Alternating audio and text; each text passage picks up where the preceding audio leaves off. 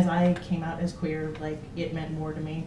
And earlier this year, I decided to start pitching it as an article, and I sold it to a magazine, and this is kind of where it's at now, though it's going through edits, but I'm just going to read a couple pages of it because it's pretty long. I'll try to keep it short. About 30 years ago, I first heard the story of Robert Evans. My mother told it to me. We were in a town called Larksville, PA, which was perched just on the edge of the coal mines in a small valley in northern Appalachia, a few miles from Wilkes-Barre, PA. Wilkes-Barre had once been a booming coal mine town, but when the industry collapsed, so did the town's momentum. In 1972, the area was further devastated by Hurricane Agnes and the flooding of the Susquehanna River. Robert Evans, Bobby to his friends, was a gay man who lived in Wilkes-Barre with his mother. According to the story and all the people I've spoken to since then, Bobby was a well-dressed, handsome, gregarious man, involved in local arts and theater, kind-hearted and generous.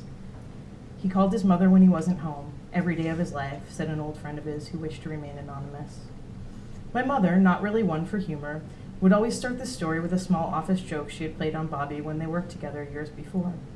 She had taken a Cupid doll she had won at a fair as a teenager, and due to Bobby's resemblance to the doll, placed it on his desk with a note card that said Miniature Bob Evans. He was delighted.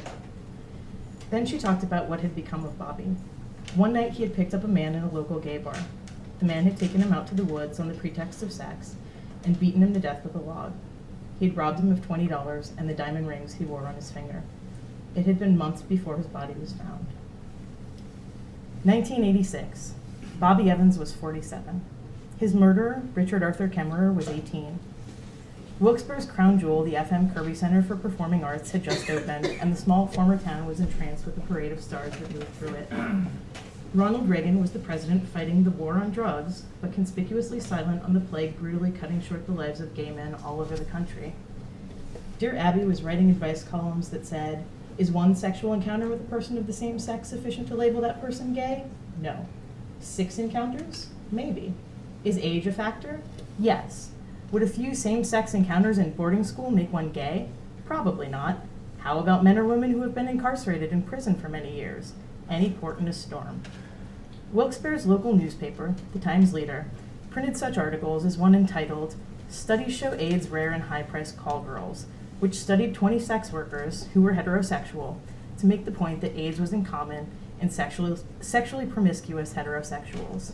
It was the gay disease, the gay cancer. Another article told of a local protest of a school that had allowed a child infected with the virus to attend. Anecdotally, a local rumor had it that a wading pool in a local park had been shut down permanently because someone with AIDS had stepped into it. It was not a safe time or place to be gay. A lot of Bobby's friends were gay, said a family member of his who also wished to remain anonymous. A lot of his friends were dying of AIDS. People suspected things. Bobby, to the best of my knowledge, did not identify as gay to his family. 30 years after the fact, his relative hedged the admission that he'd been picked up in a gay bar with the idea that lots of people who weren't gay went there. However, when his friends spoke to reporters after the crime, the Bobby they knew did not seem to be hiding his sexuality. When I spoke to his friend, he said that Bobby's identification was no secret to those who knew him. On September 13, 1986, Bobby walked into Shadow's Gay Bar in Edwardsville, PA.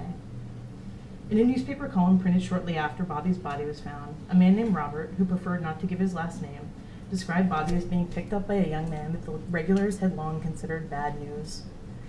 Bobby was quiet, under control, the witness says in the article. He was always under control, classy. He was always cautious about who he made friends with. It's unknown what made Bobby abandon his caution that night, though the family member with whom I spoke thought that the recent death of one of his brothers might have had him looking for some sort of solace. In any case, Bobby left with Richard Arthur Kemmerer and was not seen again alive. Bobby was the youngest of 8 children. His friend described him as his mother's favorite, and his relative remembered when he was a child, and the whole neighborhood would show up for his birthday parties at Kirby Park in Kingston. He attended Wilkes University, a private college in downtown Wilkes-Barre. His father, Stanley Evans, was a foreman at Dorrance Colliery, a mine operated by the Lehigh Valley Coal Company. Several members of his family were involved in local politics. Bobby, at the time of his murder, operated a public relations and advertising agency. At the time of the murder, Richard Kemmerer was a teenager, though his full mustache and broad frame in his arrest photo made him look much older. He had recently been kicked out of his family's home and was living in a trailer park with his grandparents. His confession, which he later withdrew, was written in a child's sloppy hand full of misspellings. In it, he said that the day after the murder, still driving Bobby's car, he went to a party where he showed a friend the rings he had stolen from Bobby's body. Evans's family members said that the weeks that followed Bobby's disappearance were nightmarish. Bobby went out and he didn't come back. The family searched every weekend for his car, a cream-colored Chevrolet Monte Carlo. When a pair of pants was found in the woods, Evans's elderly mother clung to hope that he was still alive by saying he would never wear such faded clothes.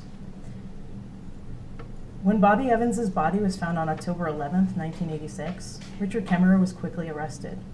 Though his initial statement said that several men had emerged from the woods and killed Evans, after 1.5 hours of questioning, he admitted that he had picked him up in a bar intending to roll a queer. He took him out to the woods and plains off Route 315. Evans fought back with a small blackjack he kept in his car. That was when Kemmerer, according to his confession, hit him in the face with a large section of cut tree trunk he found in the area. Though Kemmerer eventually went to prison after a retrial in '91, the charges had by then gone down to third-degree murder.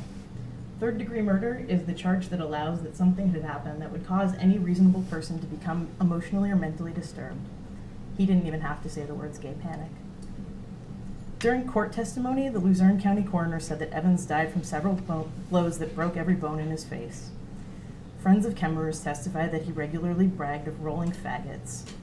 He said, "Once you get them down, you don't let them up," a friend of his testified. I'm going to leave it there because it's a lot longer, but that's the beginning of it. Cousins and grapevine-covered hillsides was what I needed to return to if I was ever to feel fulfilled. I saw myself as having come from the land of Caravaggio and not from the loins of a tool and die maker. It took me a long time to get up the nerve to go to college. Somehow the words she spoke to me that told me that I could do anything I wanted didn't gel with my mother's daily life of doing my father's laundry and cooking his dinner. Even when she divorced my father, she didn't pursue a job related to her major. She got remarried and had more children. The message was perfectly clear. American women may do whatever they want. Italian women must put their husbands' needs before their own. My mother and I have spoke about this many times. Her daughter from her second marriage received a very different message thanks to being born after the sexual revolution of the 70s. My sister went to college right out of high school. My mom and I decided to celebrate my graduation by going back to Italy. The day we spent with my cousin Riccardo and my uncle Roberto felt much like my very first visit when I was 8. My Italian was still horrible, and so conversation with my uncle felt like a game of charades. But my cousin spoke fluent English. Walking in the shopping district between Piazza San Popolo and the Fontana di Trevi, we admired the mannequins donning Prada, Gucci, Armani, and Louis Vuitton. Fashion is to Italians what technology is to Americans. But fashion is more than just an obsession in Italy. It's part of every native Italian's self-definition. There is a cultural concept in Italy known as bella figura. You are always to put your very best self forward, literally to strike a beautiful figure. It's similar to the Japanese concept of saving face in that it also has a component of avoiding shame. I once waited almost an hour for my female cousins to get ready to go out after my aunt had asked us to go buy some zucchini for supper. The grocery store was less than 150 yards from their apartment. But we might see boys from our school, to which my American eyes rolled all the way in the back of my head. My cousin Riccardo holds a prestigious position in the Italian military. He is extraordinarily tall, well-built, and well-kept, with olive skin and just enough gray hair to look distinguished. He had clearly ironed his pants and shirt before coming to meet us. I, on the other hand, have not aged as gracefully. I'm plump, and my skin bears the tattoos that coincide with my marriage to a biker. And since I was fresh out of college, I had pink and black hair. I mean, when else was I going to get away with that? Riccardo had always been an ass when we were kids. He had convinced me once that he'd caught a baby bird, and was cupping it in his hands together and begging me to come see. When my face was directly over his fingertips, he opened up his hands and blew a fistful of black pepper out my nose. 40 years later, I was anticipating an afternoon with an adult, not the 9-year-old from hell.